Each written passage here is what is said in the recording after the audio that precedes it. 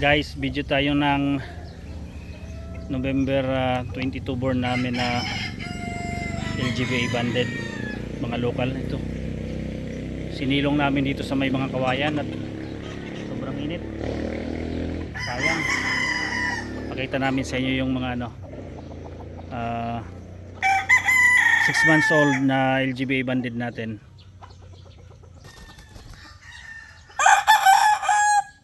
Yan, nispar namin kanina. Boston over Possum. 6 months sila sakto ngayon. Pure Black Kelso.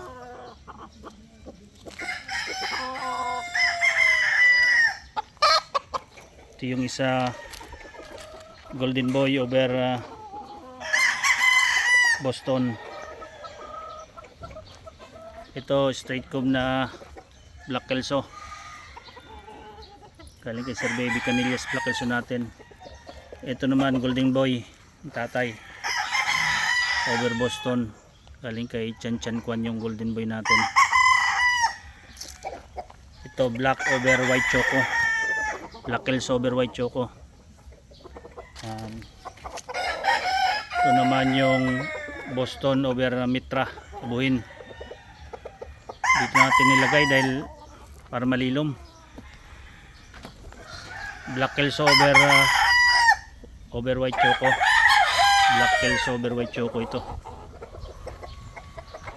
Ito Black Kelso over White Choco din. Ito naman Boston over Possum. Ayan. Lumabas silang mga white ear. Boston over Possum, white ear lumalabas. May ilan ako nakitang kapatid niya. Ito Black Kelso over Choco. Ito naman Boston pure. Pakita natin yung iba na nandun sa cording area. Ito lang kasya dito sa malilim. Ito yung Golden Boy natin, broadcock, bullstag pa lang ngayon.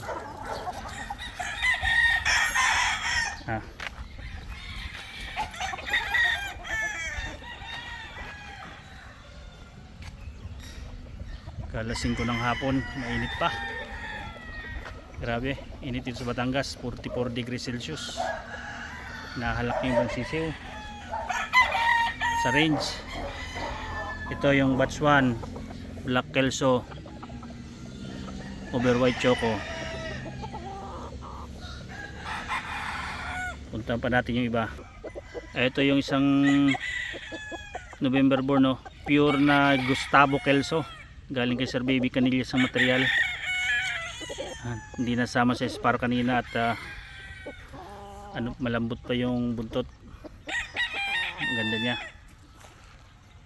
Ito yung isa, batch 1, November born, Golden Boy over Possum.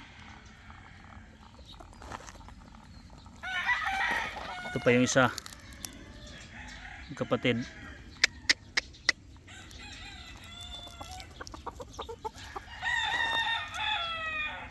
At ito yung isa, Black Choco over Black Kelso over White Choco.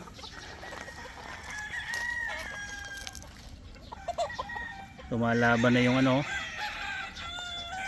December born na nakahardening. Ayan guys, mga December born pa rito na nakahardening. Yung iba nakacord na.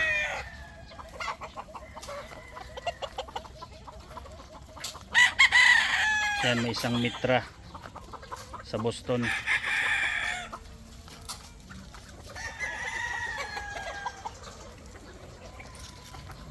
Yan, nilagyan natin ng net para mabawasan init. Ba, may hambog na. Dyan nagigirian na tong dalawa yan dalawa na yan. Hindi makalusot ang ulan di ba? Yan ang masipag natin na handler, breeder. Oh, dito na yung nakawala. Ayan o, dyan. Kikiagaw na yan. Ayun, nasa hardening. Alas 5, ang init pa. Tumubo na konti yung grass. Umulan ng 3 days last week. Bumalik naman sa init. Ito, early maturing in New DC Bulik, December 15 born. WPC banded. Kasama nung isang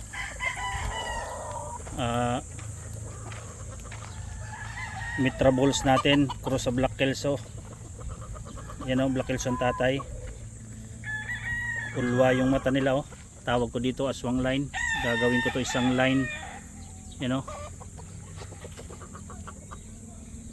Ito guys yung ginagawa natin para malamigan yung sisiw, yung manok sa range o. Bumili ako sa Temu, Lazada, meron din hose na may mga butas na gakarayom. Yan o, sumisirit yung tubig para tumubo mga grass. Late ko na ito na discovery, iniiwan lang dyan. Medyo tumubo na yung mga grass konti.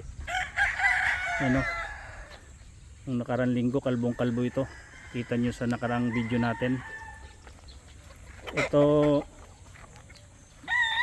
mga sir, mga ano to, mga December born na mga medyo mga maagang nag-mature. Na-record na natin. Yan o, gray Boston over gray, papay gray. Yan yung bantay natin o. Nilalakad ng kapatid ko, bantay sa gabi.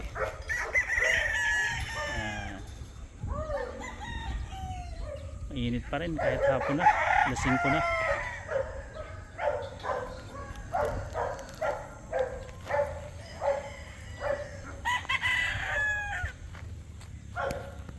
And sir, salamat. Hanggang sa sunod natin na video. Una natin yung mga ano naman, mga batch 2 na December born na WPC banded. Una natin ang mga video sa sunod. Mga mayroon na dito mailan mga talo. Yan o, yung mga New DC Bulik tayo. Yan o, Black Kelso. So, Black Kelso. Okay guys, thank you po. Thank you sa panonood nyo. Salamat.